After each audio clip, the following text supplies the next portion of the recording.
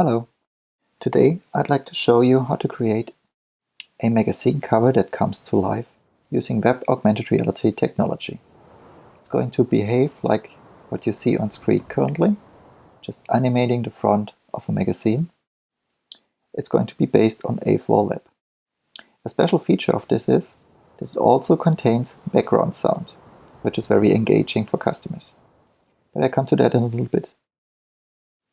We're going to use threeJS and develop locally with VisualStudio Code. We're not going to use the 8thWall online editor. Now, let's get started. As a base for this project, we're going to use the 8thWall web examples available from GitHub. So let's go ahead and git clone them. Click on clone, we copy that link, go back, open a terminal and navigate to where we want to have it. That would be repos and just to git clone and copy the link in. We're going to open the project with VisualStudio Code and start editing it. This is how our project looks like after we cloned it. We've got examples, getting started, images, serve, XR extras, git ignore and readme. We are basically interested in the serve, get to that in a bit, and in the examples, especially in the examples inside threeJS, and there we want to have the flyer.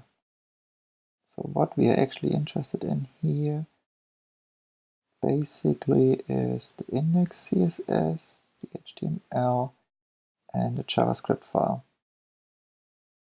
Oh, we want to take the video too. Here's the HTML video. So let's get that one on top. We don't need the rest of the examples. We don't need the getting started. We don't need the images here. We don't need the XR extras. Now, serve is good because serve saves you from the hassle of setting up a static file server. So what we're gonna do with that one is we're gonna open a new terminal. We're gonna navigate inside serve and do an npm install to get all the dependencies that that thing needs. And that will be able to serve as our static file server later on. So now let's get familiar with the files while that's running. So here we've got basic HTML file. We can remove this one because we're not loading any 3D models. We just want to have a video. That's loading threeJS. That would be for animations, which we don't need right now. And then we load XR extras, which is the 8thWall spinning screen at the start and a bit of features for enabling camera and stuff. And here you would later on need to enter your app key, which you can get from 8thWall. And we've got our index JavaScript, that's where the main magic happens. So now back to serve as that is finished. So what we can do is we can go inside, actually we don't have to go, we go out of serve again, and we can do serve bin serve, and then we want to serve the current directory we're in, and that is setting up a server for us. Now we see that it's serving on localhost port 8080, which directory it's serving, and with that barcode you can actually scan that with your phone, and that will open up localhost on your, well, the localhost, actually the IP address if the phone is on the same network, and it will allow you to have the experience straight away on your phone. So that's that. Now we need to get to how do we actually get a video on top of an image. For that, let's close that. We're going to go back into the index.js file. Okay, now let's go through our index.js file. There are a few things that we would like to remove, which for one would be that 3D model here. So we only want to show a video. Because of that, we also don't need a raycaster, we don't need the tab position, and we don't need the loader. And we also don't need this model variable here. Now let's have a quick scan through. Our function here is called image target pipeline module. It contains a function initxrScene, which I will explain in a little bit. Then there is the load a 3D model, which we don't need. So we're going to remove that. And we go on, that's camera position. Initially, that's what's happening if we have a target, if we hide the target. One start function, which is quite essential. And then we reach the bottom. So, basically what's going to happen when the 8thWall library loads is it's going to call on xrloaded. That's going to continue with those functions then. One important thing to notice is this one. So if we only are interested in image tracking, we don't need the world tracking, so we can disable it. And that speeds up the whole thing basically. And then we need to add a few pipeline modules. So basically 8thWall is using and recommending a whole lot for us already, which are all good ones. That one here is responsible for threeJS and the threeJS scene, full screen window, stuff like that. A bit of error handling. Now this one is registering our own pipeline model. It's just the image target pipeline module. And as you know, our function is called image target pipeline module. So that's the essential one for us. And after that, we're going to start the camera loop, we're going to start everything, we're going to start AR, we're going to start the magic. And that's all that. And it is a bit of additional stuff just for loading screens. It looks a bit nicer when we start up the app. Now, when everything's loaded, it's gonna start our pipeline module eventually, and it will enter the pipeline module in the onStart function, and it will hand us a canvas. We can also read scene information, threeJS scene information directly from 8thWall. So we're gonna need the scene and the camera, which we are passing along into initxrScene. Let's jump straight there. And initxrScene is the one that's responsible for us to set up our video that's going to be on top of the image and load all the essentials. So first of all, we need to create an HTML video element. It's important to set it to muted.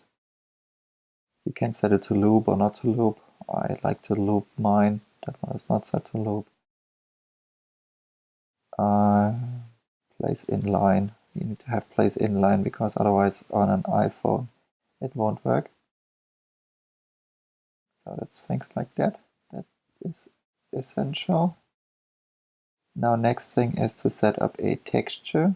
So that video, HTML video attribute that we just loaded is gonna be added to a texture. And this texture is gonna be put on top of a mesh, of a threeJS mesh, which will be our video object. And at the beginning we made that invisible because we only want to make it visible once the image, which it should be on top of, is visible. Then we add it to our threeJS scene and we load the actual video, the actual MP4 file or something, whatever it is. Just load it, make sure it's there. There's a bit of lighting to the scene, which is not really needed. And then we set our initial camera position. So that's the one that happens in initxrScene. And then we are also registering a few listeners. These basically tell us what's gonna happen when an image is found, when an image is updated, meaning when it's continuously in the scene, in the video frame, and what's going to happen if an image is lost. Now in the basic example, image found and image updated is the same, and image lost is a different one. So let's have a look at show target. The show target one has two things. One is for the model, which we don't want right now, and the other one is for the video target. So we can name images that we're uploading to the 8thWall backend, coming to that in a bit, with specific names, and with these names we can identify what's going to happen in our app whenever these images are inside the video frame. So in that case, we name our image video target, and we say, okay, our video object, remember that's the threeJS object, threeJS mesh with the video texture on top of it. It's going to be moved to this position, going to have that rotation, going to have that scale. We set it to visible, and we start playing the video. Now playing the video is always a bit tricky, and it will only work if the video is set to mute. That's due to restrictions inside the browsers. If you want to have your video with sound, which we're coming to in a little bit, you need to have some kind of interaction with the app happening before you can start playing the sound. And the other function is hide the target. So then again, we don't need the model target. We only need the video target, and if it's not visible anymore, we say video pause. And we make the threeJS mesh invisible. And that's that. And then saving.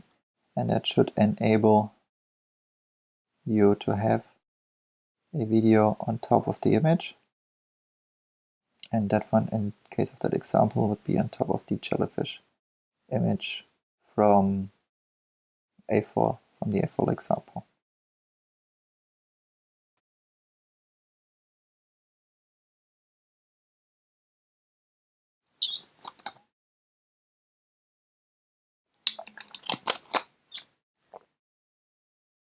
Okay, so much for the basic example. Now let's get into a little bit more advanced topics. And finally, how to add the sound and tie everything together with the 8thWall backend. Now what I've done in the meantime as well is I got the video target image that we're going to use, which is this one, jellyfish. It has a play indicator in the middle so that the user knows you can tap on it to play. Even though in our example we are not going to use that, we are making the video autoplay. And I've prepared some snippets which we're going through now. So one thing I like to use is a load video function. I'm gonna copy that one across. That is to have the video resource loaded before we actually gonna start the AR magic. So let me just copy that one in here. What it's gonna do, it's the same as it does here in its R scene.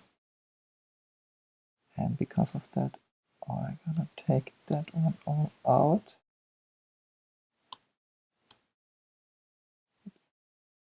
Oops. So now you want to make sure the video is actually loaded before we start the augmented reality magic. And it's the same as creating the video HTML element, setting it to muted, does a preload, setting the place inline both on the attribute and on a JavaScript level. And then we're adding two listeners. One, if it can play, that's just for me, so I know, and I do a console log, and then I can play through. So once we get the video can play through, we are starting the AR magic. Not before, because if we do it before, I've had bad experiences with that, and actually it makes a lot more sense to have the video loaded before we are engaging with it and starting the AR scene. Now we've got another event listener for arrows, just to fetch some arrows. Gonna loop the video, doing the texture stuff, create the mesh, putting the video on top of the mesh, making it invisible, adding it to the scene, and finally load the video. So just to remember, that one is now making sure that the video is loaded before it starts the AR thing. So because of that, we don't need that one here anymore. We're gonna do the load video here to load the video. After we loaded the video, we start the AR scene. So that's one improvement I can recommend. Another one I've got in my snippets is a failover for video playing.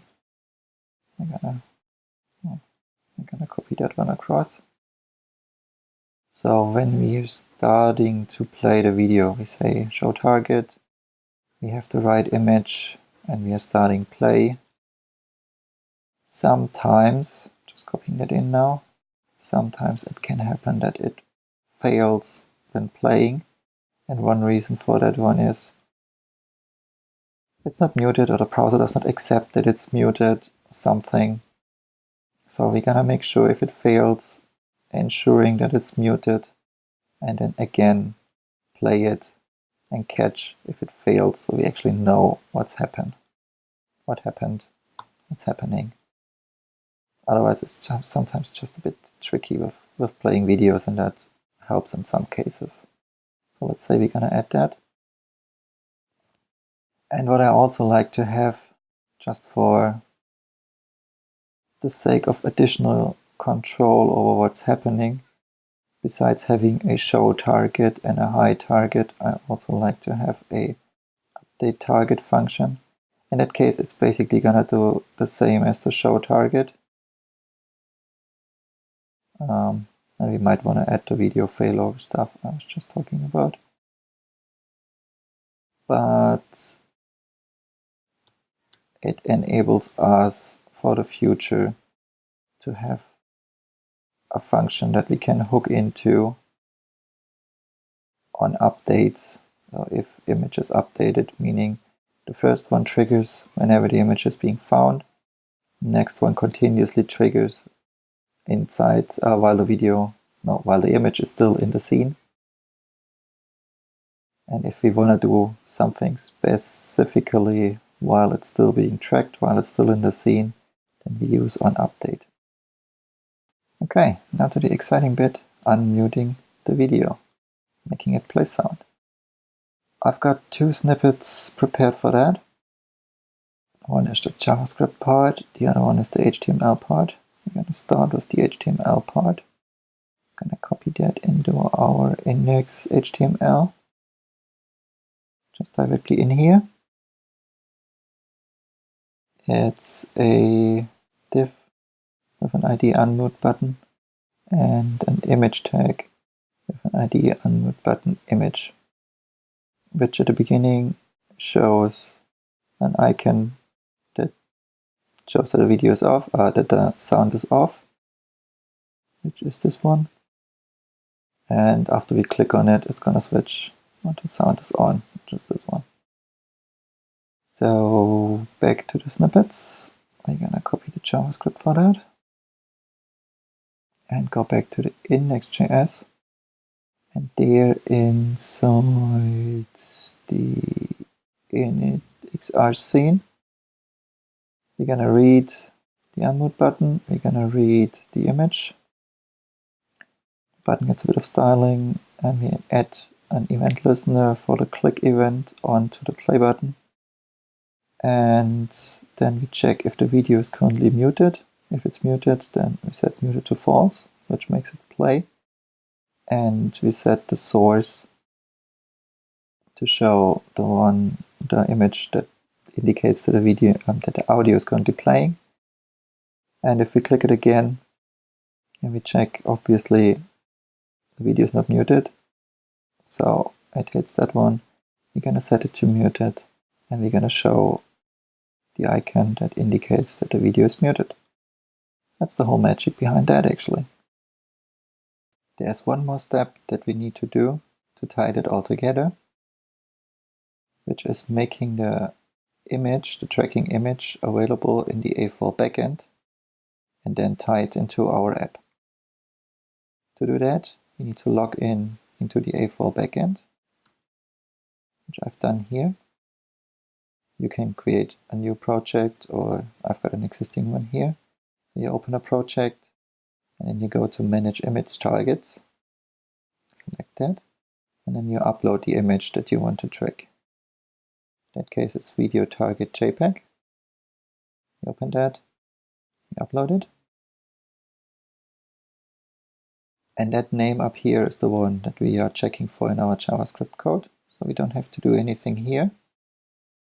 And you say load it automatically and save. And that is it. That ties this tracking image, could be your magazine cover, together with your app. And the app has a unique API key. And with that API key, it's available to your app that you're building. Now, just as a reminder, your API key needs to go in here. Otherwise, the 8thWall library and the whole setup and everything we've done just now won't work.